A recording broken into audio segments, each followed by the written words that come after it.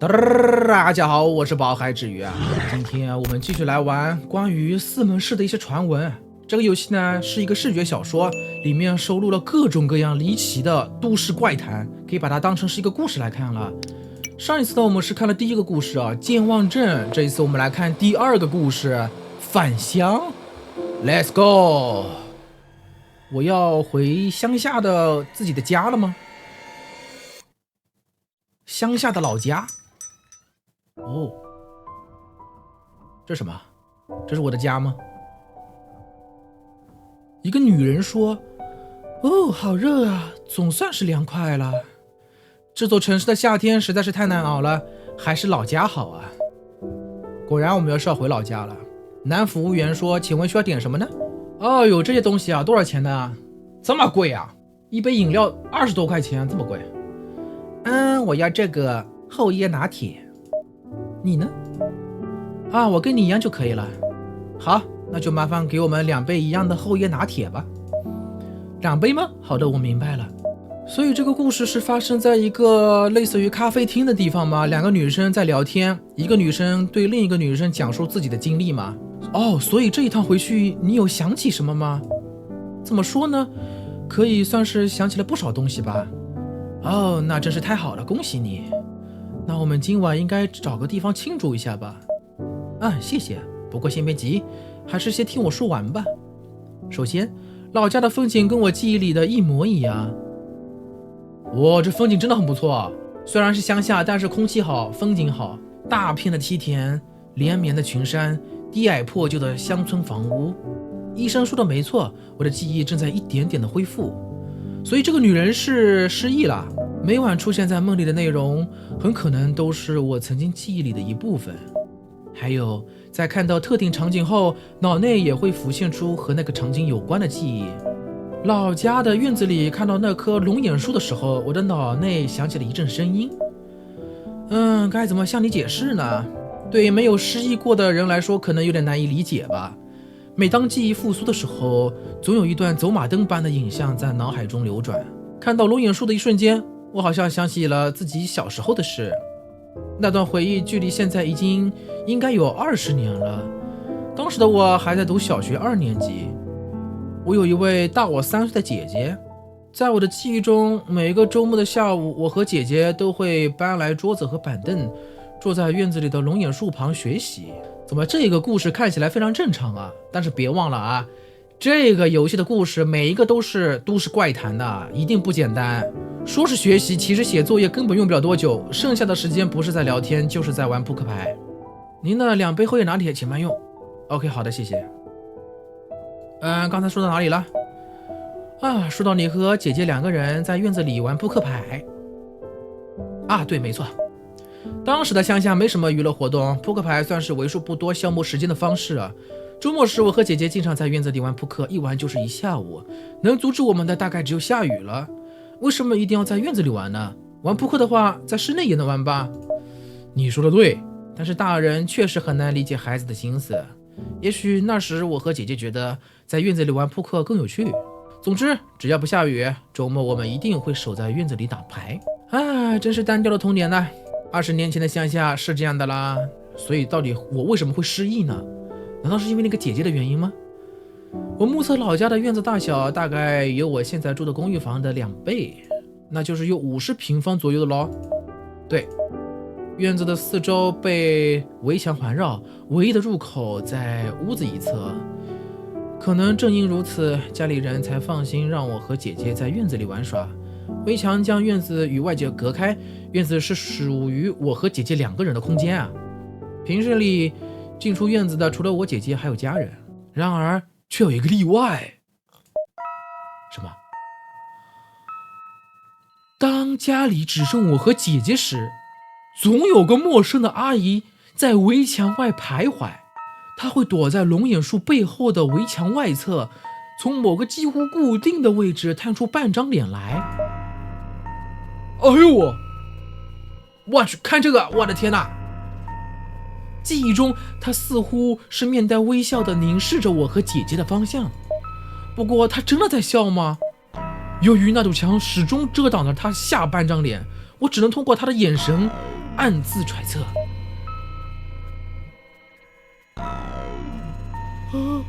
什么鬼啊？这个有些瘆人啊，这图片更瘆人啊！对不起，因为我完全想象不出他那微笑的模样。哎呦我的天！所以我和我姐姐在玩扑克，然后院子外面有一个陌生的阿姨在看着我们。有一次我实在按捺不住好奇心，便问姐姐：“姐姐，围墙那边的阿姨是谁呀？”姐姐歪着头，不解地注视着我。啊，哪里有什么阿姨啊？你该不会还没睡醒吧？难道只有我看得到吗？然后我用手指向龙眼树背后围墙的方向。姐姐，你看，就在那里啊，围墙上面的。哎，当我想让姐姐确认的时候，围墙上已经看不到她的身影了。这不是什么都没有吗？你眼花了吧？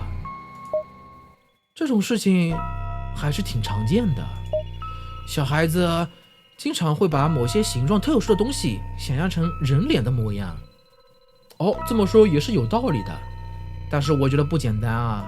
或许你小时候也这样，把塑料袋、气球、石头之类的东西错看成类似人脸的样子吧。是啊，如果用如今的眼光来看，我也是这么想的。但小的时候，我却坚信墙的另外一头藏着一个人。每当姐姐转头看向围墙时，她就会立刻躲藏起来，因此只有我才能看到她的存在，并且当我想要靠近她时，她也会迅速地躲在围墙的后面。啊，还真是个容易害羞的阿姨呀！年幼的我对此只能产生这样天真的认知了。现在重新回想起这件事，我才感觉到毛骨悚然。听你这样描述的话，确实挺吓人的。这不会是拐小孩的吧？啊，人贩子吧？不过还没有让人到毛骨悚然的程度啊。或许只是喜欢孩子的邻居阿姨的恶作剧吧。啊，我也是这么想的，却又忍不住好奇。当人路过令人怀念的地方时，不都会想上去看两眼吗？何况是我这种记忆还在恢复阶段的失忆者。院子里的龙眼树背后的那面墙对我有一种奇妙的吸引力。根据记忆中的场景，我来到围墙前，这时我才注意到儿时记忆中本就高大的围墙比我想象中的还要高。我的身高是1.63米，围墙比我还要高出2-3个头左右。估算下来的话，围墙的高度应该超过2米了。那个阿姨至少是2米高了吧？那也就是说，如果你小时候记忆是正确的话，那位阿姨的身高不是要超过2米的话，就是踩在什么东西上面了吧？没错，但这是不可能的。我确认过了，围墙的后面紧挨着围墙的另一侧是有一条渠沟的，渠沟宽约2米，两侧边缘的厚度不足10厘米。如果不借助特殊工具，成年人也无法将头部探过2米高的围墙。巨人啊，巨人阿姨啊！我能想到的只有一个巨人蹲在墙后的画面。可不管怎么说，这都太荒谬了。那如果还是你小时候看错了呢？是啊，也只能这么想了。但我还是不死心，所以我又跑去问了母亲：“妈，我们家龙眼树背后那面围墙另一侧是不是修过一条渠沟啊？我记得小时候应该还没有的吧？”你记错了吧？那条渠沟是几十年前建房子的时候就有的。果然还是太勉强了，还是在家多休息一段时间再去上班吧。啊，不用了，我现在只有一些小时候的事情记不清而已，现在已经不影响日常生活了。那你一定要好好听医生说的话，你才刚做完手术，千万不能勉强自己啊。好啦，我知道了，如果有感觉不舒服的话，我一定会立刻去医院的。话说回来，这次回家怎么没有看到姐姐啊？她现在人在哪里？你问的是你堂姐吗？她没事来我家干什么？堂姐啊？哦，不，我是问我亲姐的事。难道说我没有亲姐姐吗？那个亲姐姐是不存在的。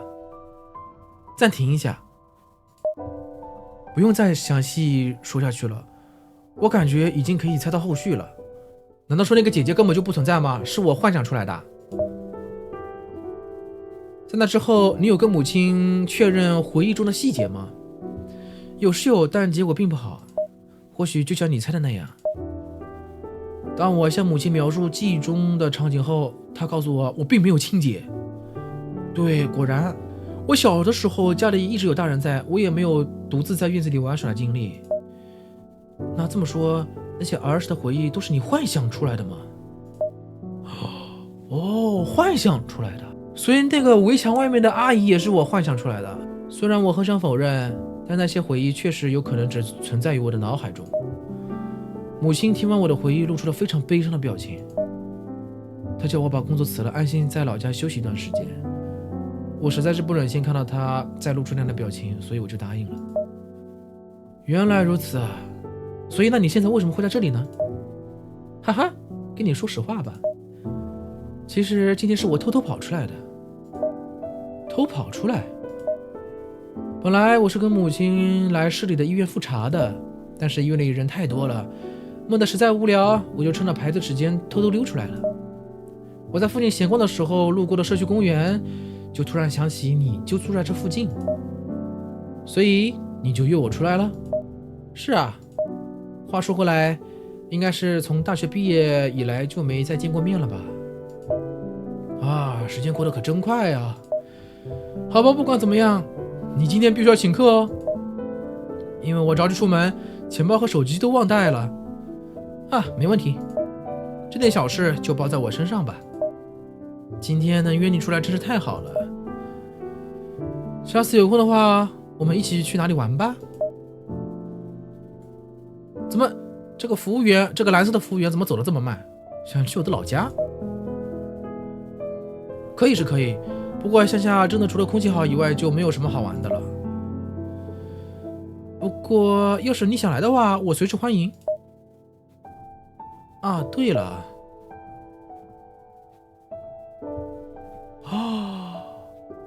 其实根本就没有啊！原来所有的一切全是我自己！我的天哪，根本就没有什么朋友和女人，原来这一切全是只有我这一个人。下次把宿舍的其他人也叫上吧，人多的话应该会更热闹吧？你说呢？